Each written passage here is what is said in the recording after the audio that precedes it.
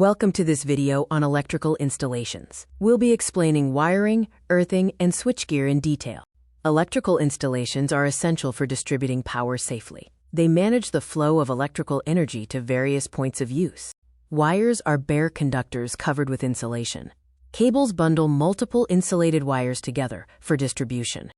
Engineers classify cables by their material, such as copper or aluminum, the type of insulation used like PVC or XLPE, and their voltage grade, from low tension up to supertension.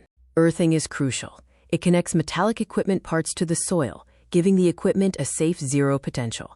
Installers use various forms of electrodes, including plates, pipes, rods, or strips for earthing. Salt and coal are often added to lower the soil resistance. Abnormal conditions like short circuits and overloads can damage equipment. Protection devices or switchgear prevent this damage by interrupting the circuit. Fuses contain a low-melting metal. When high current flows, the metal melts, breaking the circuit to protect the system. Miniature circuit breakers, or MCBs, are reusable protection devices. They use heat to bend a bimetallic strip for overload protection and a magnetic coil for short circuits. Earth leakage circuit breakers, ELCBs, protect human life. They detect current leaking to the earth and quickly trip the circuit.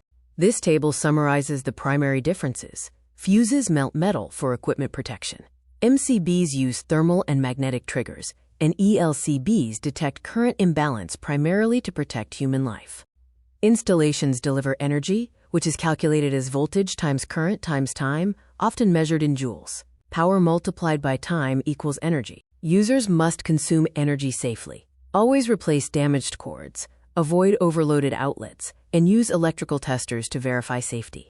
To summarize, wires route the power, earthing grounds the system, and switchgear protects both the equipment and the user.